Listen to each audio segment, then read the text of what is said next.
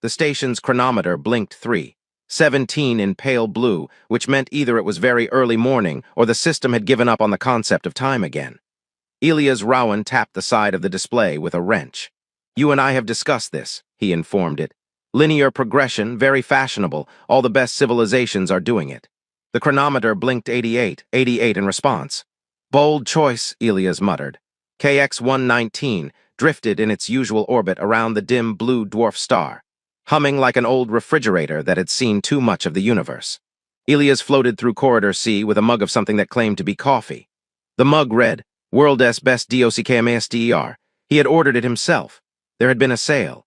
The dock was quiet in the way only deep space could be quiet, a silence layered over the faint tremor of engines, the whisper of coolant cycling through pipes, the distant thud of automated cargo clamps testing themselves for fun. Elias had once tried to count the sounds to feel less alone. He had reached 12 and decided that was enough companionship for one evening. He was halfway through recalibrating docking ring 2 when the incoming transmission alert flared crimson across his retinal display. "Of course," he sighed, "I insult one chronometer and the galaxy notices." The transmission carried the sigil of the Terlian Consortium, an elegant spiral etched in silver light. Elias straightened automatically. Terlians did not frequent forgotten human outposts unless paperwork had gone very wrong. The face that resolved on his console was elongated, serene, framed by luminous glyphs. "Dockmaster of KX-119, the voice intoned, smooth as polished alloy. "We request temporary docking clearance to disembark surplus organic cargo." Elias blinked. "I'm sorry, surplus what now?" "Organic cargo." He glanced around the empty docking bay, as if extra life forms might already be stacked behind the fuel canisters. "You make it sound like you overordered tomatoes." A fractional pause. "The cargo in question is a sentient adult female of Terlian origin." Elias leaned back against the console. "You're dropping off a person." "Yes, and you're calling her surplus."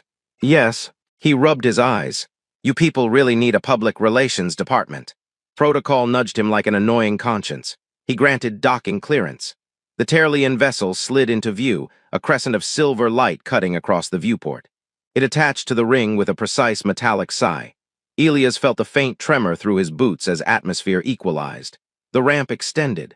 She descended alone. For a moment, Elias forgot the next line in whatever sarcastic remark he had prepared. She looked human almost. Dark hair fell in a long braid over one shoulder. Her posture was straight, unyielding.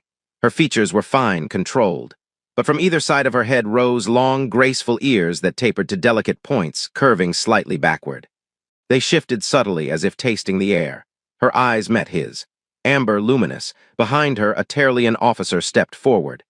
"This individual, Valera of the 7th Harmonic, is chronologically unsuitable for bonding under consortium standards.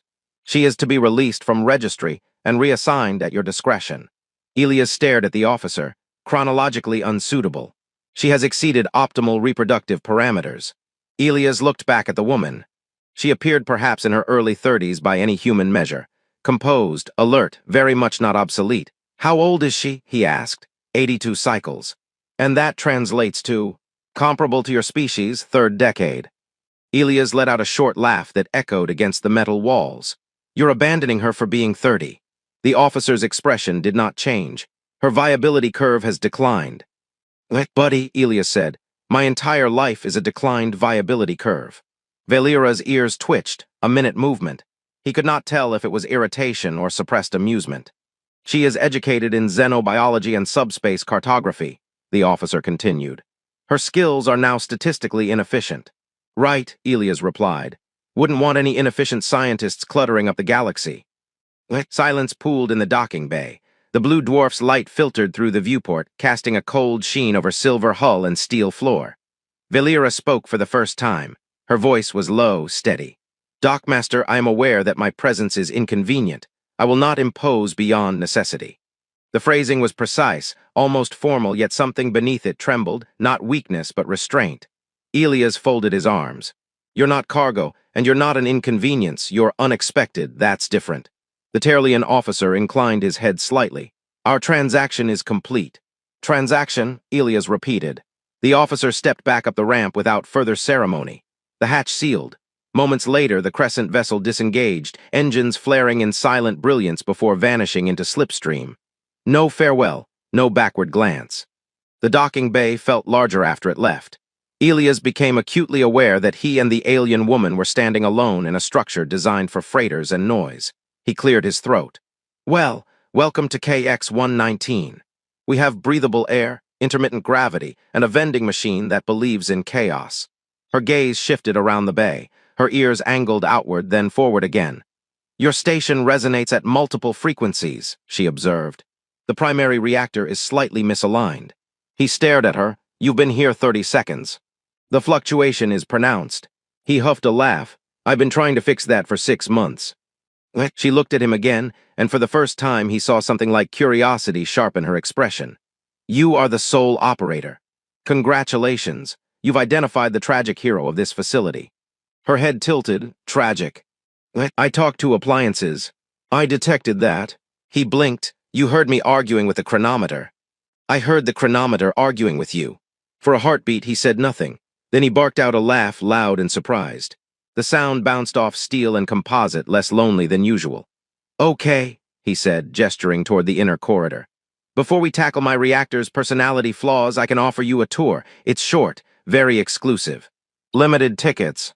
She hesitated only a fraction before stepping forward.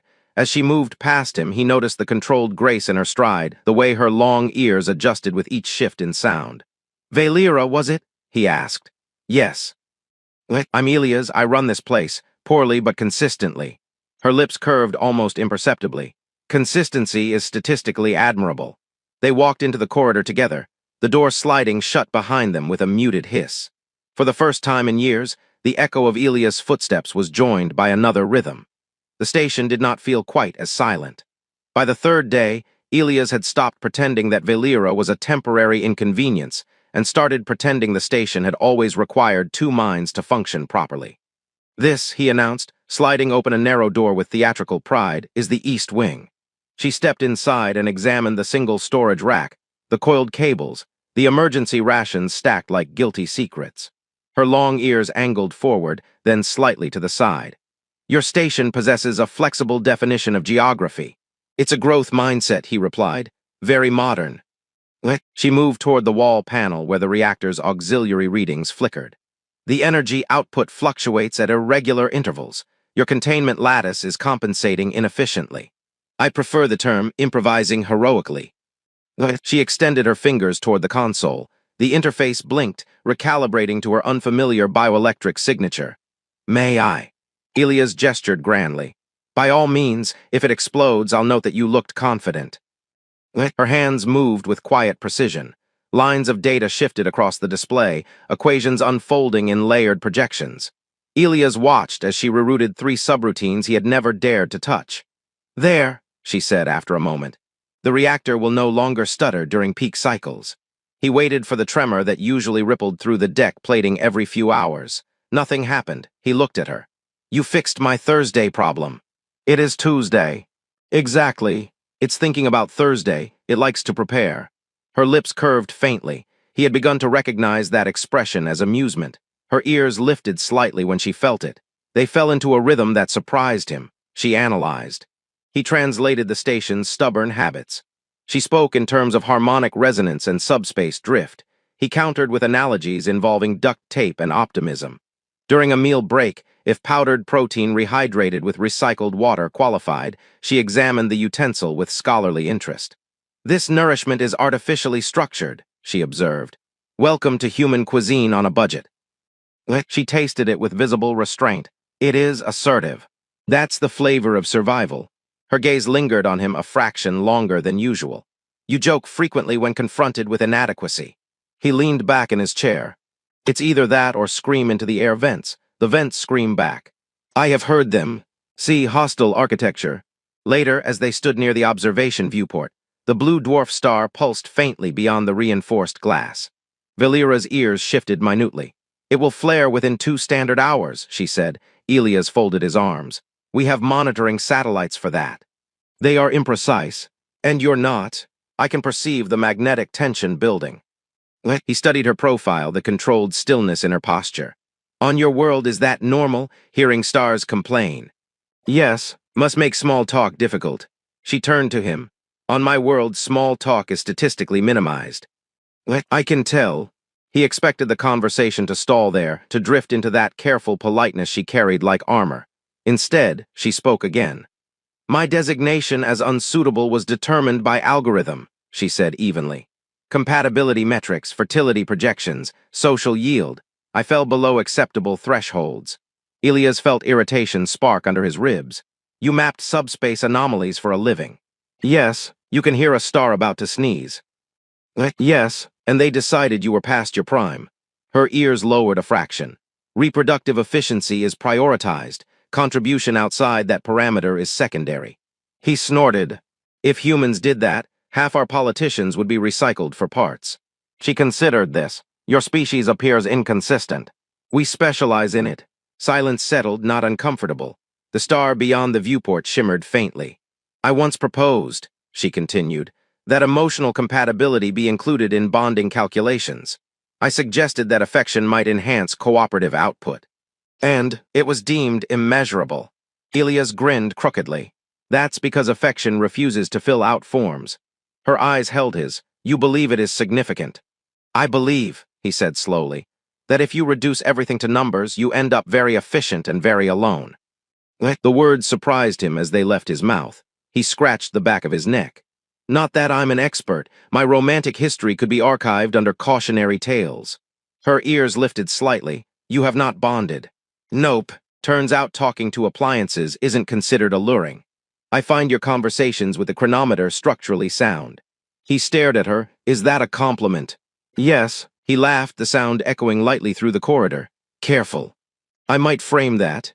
A sudden tremor passed through the station. Not the usual misfire of aging systems, but a controlled vibration. Elias glanced at the panel. That's not Thursday. Valera closed her eyes briefly. Her ears angled sharply toward the outer hull. External vessel, Terlian configuration. His stomach tightened. They move fast for people who just threw someone away. The comm panel flared to life before he could reach it. A crisp symbol resolved on screen. A patrol craft. Official. Dockmaster of KX-119, a voice transmitted. Our records indicate you are harboring a decommissioned citizen of the consortium. Elias crossed his arms. She has a name. Valera of the 7th Harmonic is classified as excess population. Congratulations on the worst phrase I've heard all week. Beside him, Valera stood straight, composed. Only the subtle tension in her ears betrayed anything beneath the surface. She remains consortium property until reassignment, the voice continued.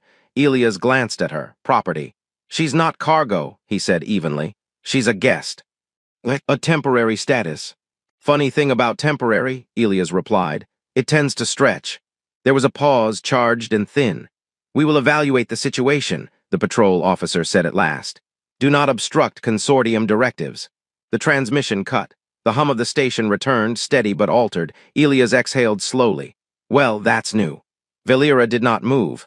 You risk diplomatic complication. I run a rusted dock around a grumpy star. I think we've already offended the galaxy.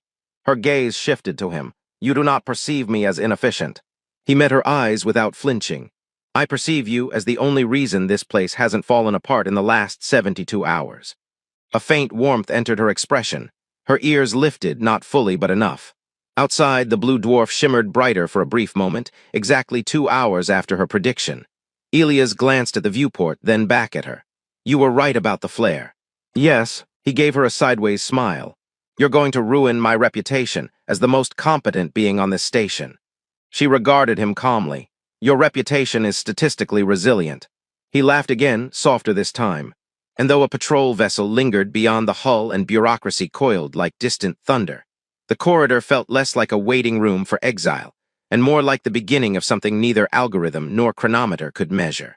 The patrol vessel did not leave. It remained beyond the docking perimeter like an unblinking eye, its signal pulsing at precise intervals. Elias tried to ignore it. He failed. I preferred it when my problems were limited to moody reactors, he muttered, staring at the tactical overlay. Valera stood beside him, hands clasped behind her back. Her long ears were upright, angled toward the faint electromagnetic tremor of the ship outside. They are scanning the station's structural integrity. Good, Elias replied. Maybe they'll file a maintenance request. She did not smile this time.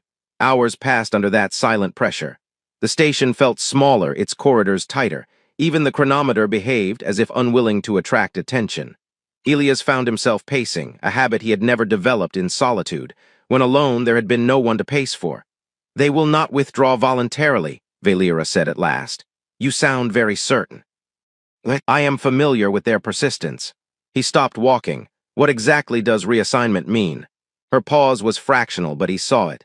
Continued research under directive supervision, restricted autonomy. Reproductive consultation, if deemed biologically viable. He stared at her. "They throw you away for being too old and then reserve the right to change their minds." Efficiency models update. Convenient. A new transmission cut through the air. The patrol officer's image reappeared, expression carved from restraint. "Dockmaster, prepare Valera of the 7th Harmonic for transfer. A retrieval shuttle is en route." Elias felt something shift inside him, a click like a docking clamp locking into place. For years he had drifted through assignments, through days, through conversations with machines. He had let things happen. This time he did not feel like drifting. "She's not going," he said. "You are not authorized to refuse." He glanced at Valera. She stood straight, but her ears had lowered slightly, angled back in controlled tension. "Actually," Elias said slowly, "interstellar law is a beautiful, messy thing." The officer's gaze sharpened. "Clarify." Elias swiped through legal archives on his console, fingers moving faster than they ever had during maintenance checks. Section 14 of the Cooperative Sentience Accord. Spousal bonds between consenting citizens of signatory species grant immediate shared residency and protective status. The patrol officer was silent. Valera turned her head toward him. "Elias." He met her eyes. "It's real. We studied it during trade negotiations. It was meant to encourage cross-species diplomacy. Romantic bureaucracy, very noble." "Your implication," the officer said coldly, "is irrational. I've been accused of worse." He faced Valera fully now. The hum of the station filled the space between them. "They can't reassign you if you're legally my spouse." Her ears lifted slightly in surprise. "You are proposing a strategic union." "I am proposing," he said, heart pounding hard enough to rattle his ribs, "that you stay. Not as cargo, not as a guest waiting for the next order. Stay because you choose to. This decision would permanently alter your status," she said quietly. "Your solitude would end." He let out a short breath that almost became a laugh. "I think my solitude has already ended. You fixed my reactor. You predicted my star's tantrums. You even complimented my arguments with appliances." A flicker of warmth crossed her face. "They are structurally sound." "Exactly. How can I go back to arguing alone?" The patrol officer's voice cut in. "This farce will not be recognized without proper registry."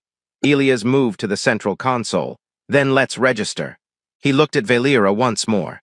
"I won't pretend this is statistically optimized. I can't promise grand ceremonies. The catering will be terrible, but I can promise you won't be measured by a curve ever again." Silence stretched, dense and electric. Her ears rose fully now, tall and resolute. "On my world, bonding is preceded by compatibility analysis, social forecasting, and genetic projection." "Romantic," he said faintly. "I find," she continued, eyes steady on his, "that I prefer uncertainty." His breath caught. "I accept," she said. For a moment he simply stared at her, as if the universe had spoken in a language he barely understood. Then he slammed his palm onto the registry pad. "Computer, initiate cross-species marital contract under Cooperative Sentience Accord, Section 14. The station AI hesitated. "Warning. Ceremony attendance below recommended threshold." "Napoleon counts," Elias snapped. A small repair drone buzzed uncertainly from the corridor. "Witness confirmed," the AI replied.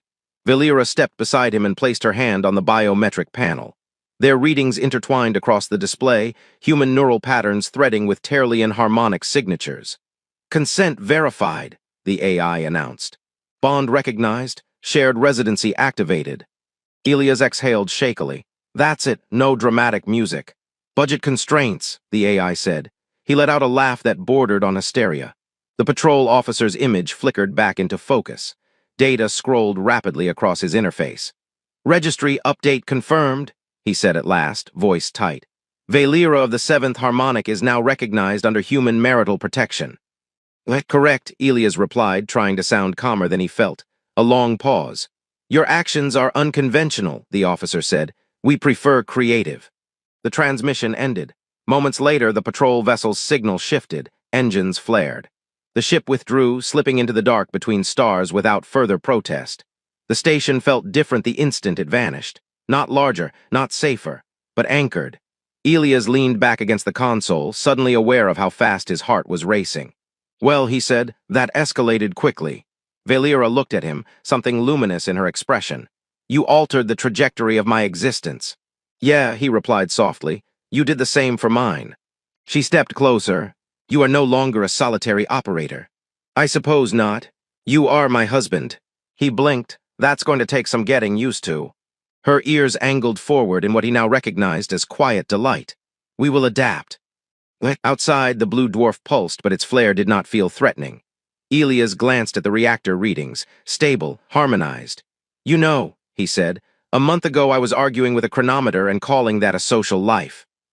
And now, she asked. He looked at her, at the steady intelligence in her eyes, at the long ears that no longer drooped with dismissal but stood tall with choice.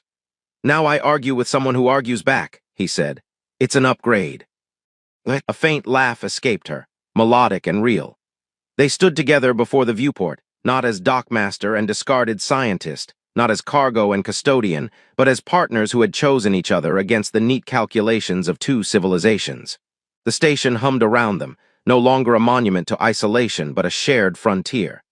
And for the first time since he had arrived at the edge of charted space, Elias did not feel like a man orbiting emptiness. He felt like he had finally docked,